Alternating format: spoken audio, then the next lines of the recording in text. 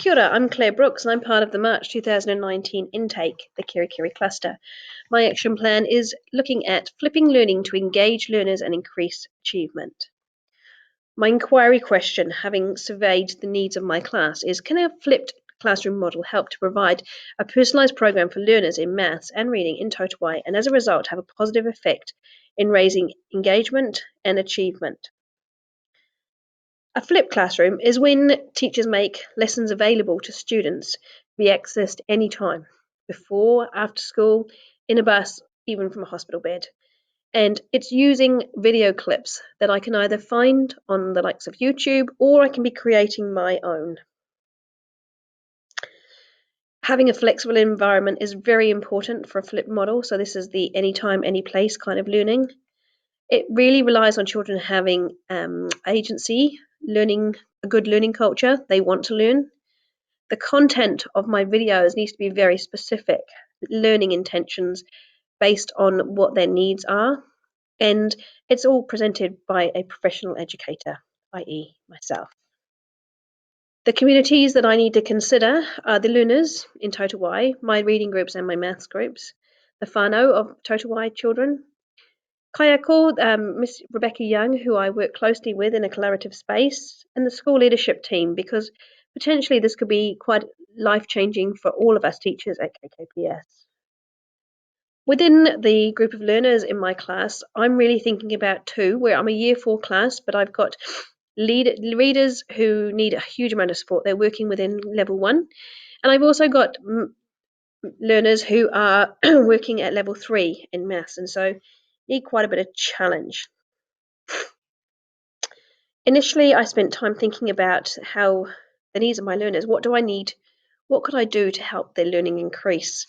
I really thought that flipped learning would be something that could help support my lower achievers and also stretch my high achievers.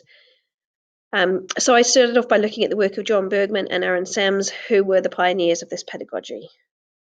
I've spent considerable time inquiring around the research that is available and then tested children so that we've got some gauge as to the academic achievement that they're gaining. I've also conducted a Google survey through Google Forms to find out how children feel about learning on devices and using video clips as a means to an end. Throughout the rest of this process, I'm going to be working with the children using flipped learning in the classroom. And I will use a mixture of different video clips, some recorded by myself and some that I found on YouTube, and see whether it really makes a difference. There have been some evidence to suggest that it is really important that it's the personal relationships that make the difference. So I'm looking forward to finding out some more about that. Constantly through the next few weeks, I will be asking my children to reflect about how these flipped lessons are working. Is it working for children? Are they learning? Are they enjoying it? And seeing how we can move forward. So as you can see, I've collected data via Google Forms, which I'll share with you shortly.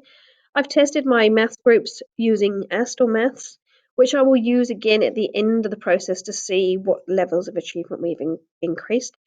And also with the reading groups, I've looked at phonics, tip sheets, sight words, etc., and running records.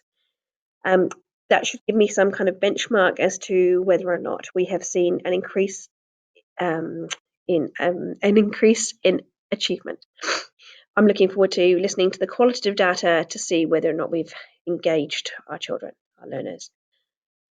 So the Google form I'll share with you shortly. I've assigned math test, which we will use to gain an understanding of the achievement, and I'm looking forward to seeing how this figures out.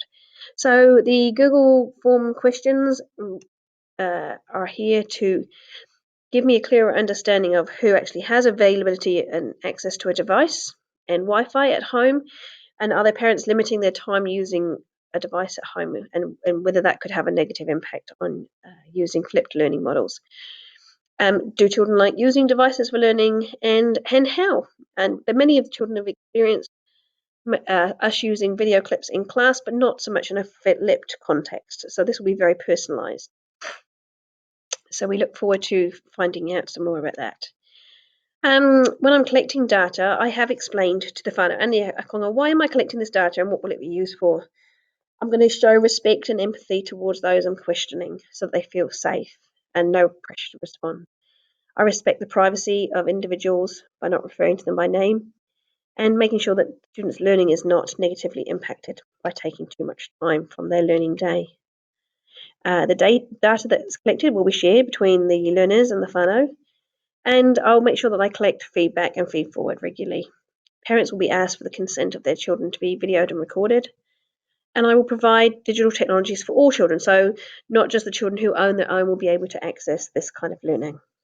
And also when testing, or when inquiring, as to the qualitative data for the readers, I will read the questions for them so that they are able to understand. We've been looking a lot in KKPS at Russell Bishop's work of culture counts. Whānau engagement is huge, we know, which is where I think flipped learning fits in perfectly. Children need instruction at their own level, which is, again, because the learning is so specific, it works out perfectly. The personalised learning, it doesn't fit all children. And I think it's great for discursive practice. Flipped learning encourages children to think, question, and discuss with their teachers and peers. So, tino rangatiratanga is the principle of relative autonomy. It's the belief that you have to gain over your control of your own life and well-being. So I hope that the whānau will support me in this pedagogy because it means that all children can achieve and give children agency in their own learning. Ako describes a teaching and learning relationship where I, with the teacher, will also be learning from the student. And I've been very honest with the children about how this is trying to help me get to be a better teacher as well. The potential impact of this inquiry are that I think whānau will become more involved about their children's learning and understand about what their child is learning about in school. My capable learners will be stretched, and my priority learners will have extra support. All learners are getting what they need, a personalised program, and it should increase engagement. There are some potential negative complications. Not all learners have access to devices, but I hope that I've countered this by allowing flipped preparation at school as well. Not all children are self-managing, so I need to make sure that I am checking in with these children regularly. Not all children like using devices, but I'm going to make sure that my program is still a balanced program. And as a teacher, the level of preparation could be quite time-consuming. I'm really looking forward to seeing the impact of this learning in my classroom.